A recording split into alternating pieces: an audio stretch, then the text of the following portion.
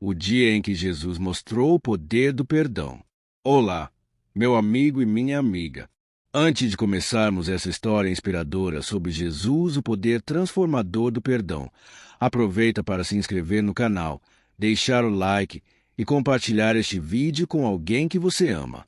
Isso nos ajuda a alcançar mais pessoas com a palavra de Deus. O perdão que liberta, o encontro de Jesus com corações feridos. Agora, sente-se com calma, respire fundo e permita que esta narrativa toque sua alma. Vamos juntos entrar em uma jornada de cura, fé e perdão. Capítulo 1. A vila onde o coração doía em silêncio. A vila de Bet-Sur ficava entre colinas suaves e campos de trigo que balançavam ao vento como ondas douradas. O cheiro de pão fresco sempre se espalhava pelas manhãs, vindo das padarias simples, onde mulheres cantavam enquanto amassavam a massa. Era um lugar bonito, mas nem toda beleza externa consegue esconder dor interna. E no meio daquela vila vivia Samuel, um homem de cerca de 30 e poucos anos. Era alto, forte, dedicado ao campo, mas seus olhos traziam sombras que não pertenciam a alguém tão jovem. Sorrisos eram raros, conversas curtas e noites de sono agitadas. Samuel carregava uma dor que poucos entendiam. Uma ferida feita por seu próprio irmão, Elias, durante uma disputa pela herança familiar, anos antes. Os mais velhos da vila comentavam: Samuel era tão alegre quando criança. Desde aquela briga com o irmão, ele nunca mais foi o mesmo. E era verdade. O ressentimento havia se tornado parte dele como uma roupa pesada que não podia tirar. Capítulo 2. Uma dor que não se via. Mesmo tentando viver normalmente, Samuel sempre era puxado para trás por lembranças dolorosas. Quando plantava trigo, lembrava das terras que perdeu para Elias. Quando caminhava perto das oliveiras, lembrava da última discussão entre eles. Quando chegava o fim do dia, sentado sozinho, lembrava das palavras duras trocadas naquela época. Ele dizia a si mesmo: eu superei. Isso não me afeta mais. Sigo minha vida. Mas no fundo, sabia, não tinha perdoado. A ferida ainda estava aberta. Não sangrava todos os dias, mas doía em silêncio, e às vezes mais do que ele conseguia suportar. Capítulo 3.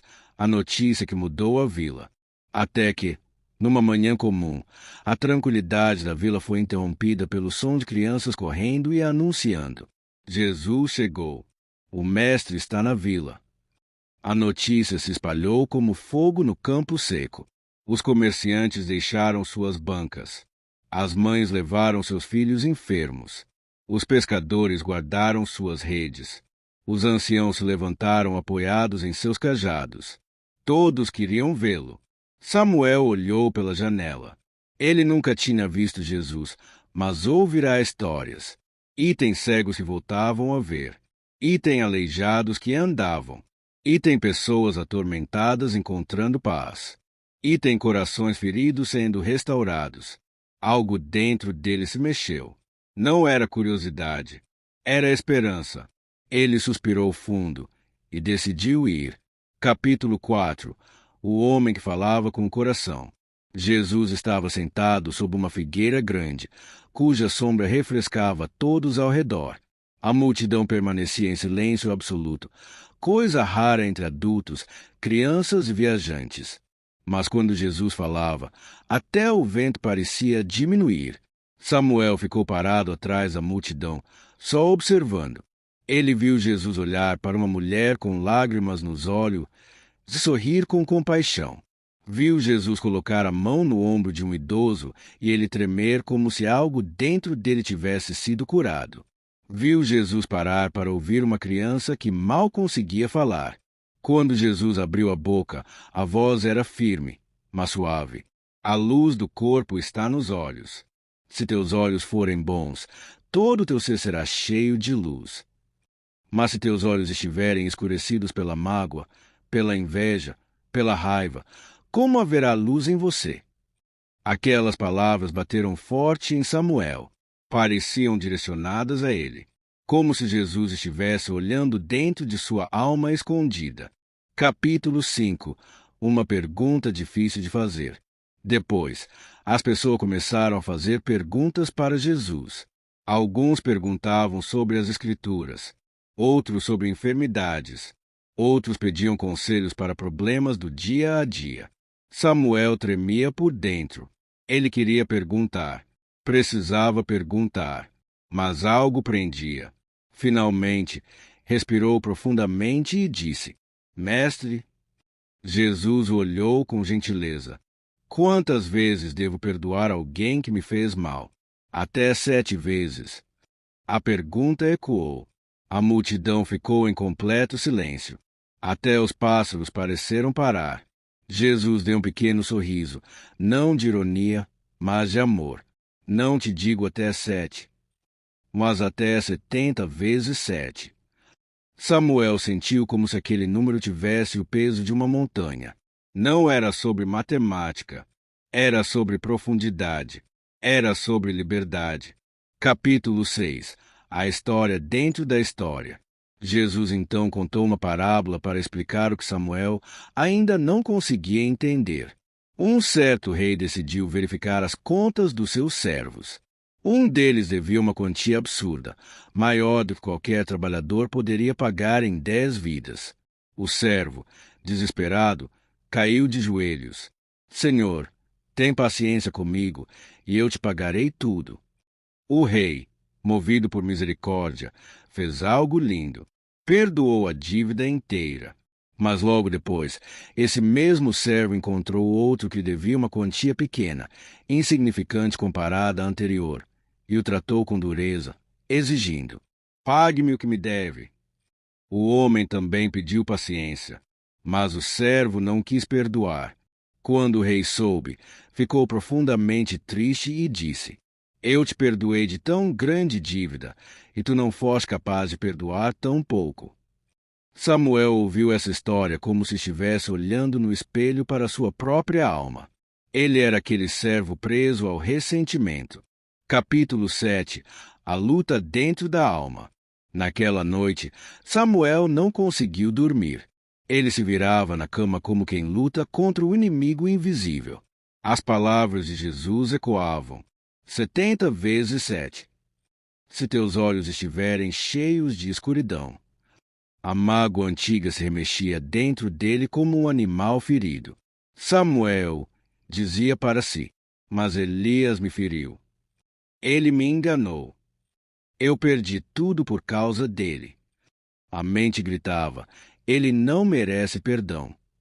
Mas o coração murmurava: E você merece continuar preso.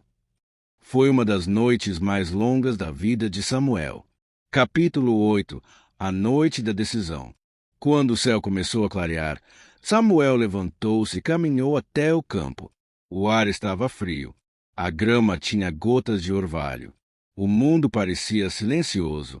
Ele caiu de joelhos entre as oliveiras finalmente e falou com Deus, não com palavras bonitas, mas com o coração quebrado. Senhor, eu não sei como perdoar. Eu não consigo. Mas se o Senhor me der forças, eu quero tentar. E naquele momento, como um sopro suave, uma paz leve desceu sobre ele.